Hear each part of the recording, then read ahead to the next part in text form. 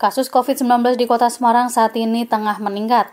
Hingga Senin 5 Juli 2021 pukul 11, COVID-19 aktif ada 2.284 kasus. Selain orang dewasa, beberapa anak di Semarang pun terpapar COVID-19.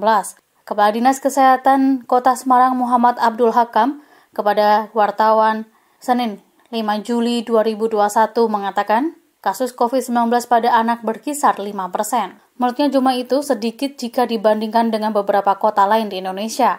Di Semarang, kasus COVID-19 masih didominasi oleh orang dewasa.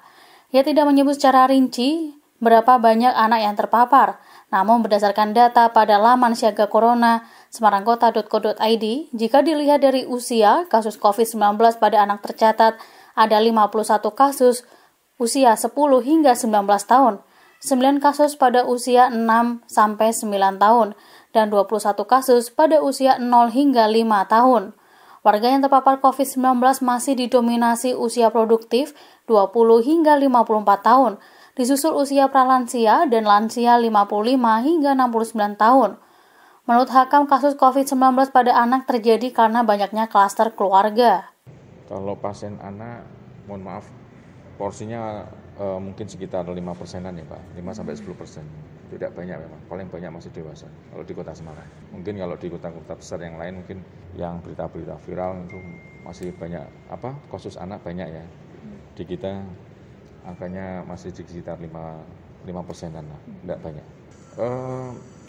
Ya sebetulnya 5 tahun sampai di 17 ya Pak, itu yang masih banyak itu.